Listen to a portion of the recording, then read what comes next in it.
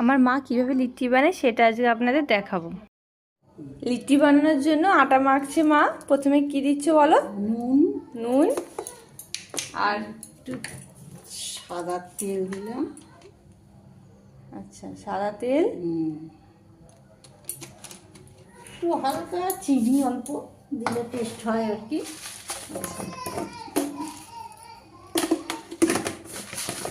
আটাটা মেখে নিলাম।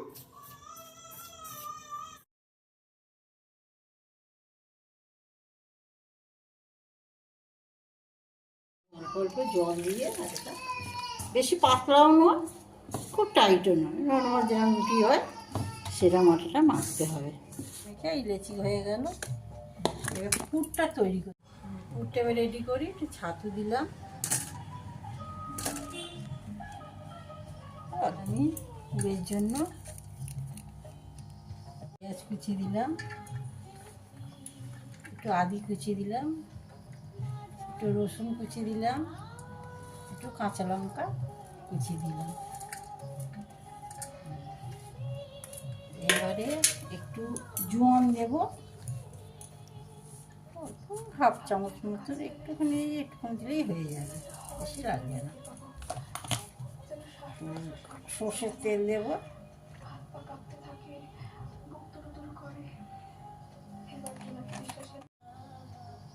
নুন দিলাম, একটু টকের জন্য একটুখানি আমচুর পাউডার দিলাম,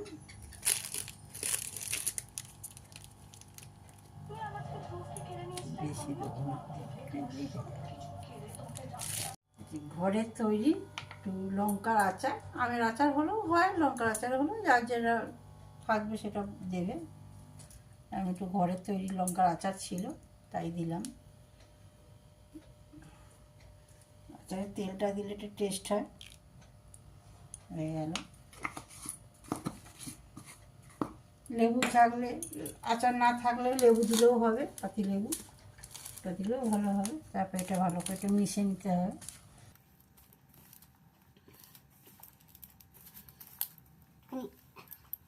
হালকা করে জল দিয়ে একটুখানি মাখা মাখা মতন হয়ে যায়।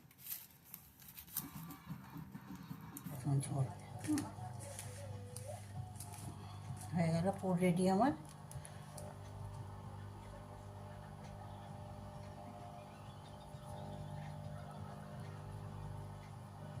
মুখের এখানে এতখানি বেরিয়ে যাচ্ছে, এটা কেটে দিতে হয়, নাহলে আবার এখানটা মোটা হয়ে যাবে, ভালো লাগবে না খেতে, কাঁচা থেকে যাবে। আমি তো জলে সেদ্ধ করবো না, আমি তেলে ভাজবো। লিচিগুলো এবার রেডি হয়ে গেল সব। এবারে তেল বসিয়ে দিয়েছি, তেলটা গরম হয়ে গেছে। একটা একটা করে ছেড়ে দেব। বেশি তেল জোর আঁচে দিলে হবে না, হালকা আঁচে ভাজবে, ভেতরটা সিদ্ধ হবে, নাহলে আবার ভেতরটা আবার কাঁচা থেকে যাবে।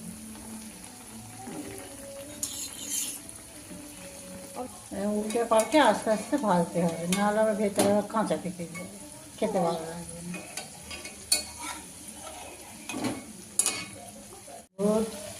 ফেটে ফেটে গেছে, দেখেছেন? এটা জানেন না, হয়ে গেছে একদম পুরোপুরি। এটা কত সুন্দর হয়েছে দেখতে।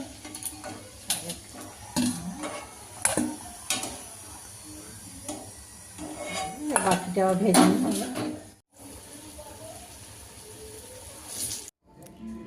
দেখুন কত সুন্দর হয়েছে। আমি সস দিয়ে খাচ্ছি, এটা চোখা দিয়েও খায়। তো আপনারা যদি চোখা রেসিপিটা দেখতে চান তাহলে বলবেন, আমার মা পরে আর একদিন চোখা রেসিপিটা আপনাদের করে দেখাবে। তো কেমন লাগলো কমেন্ট করে অবশ্যই জানাবেন।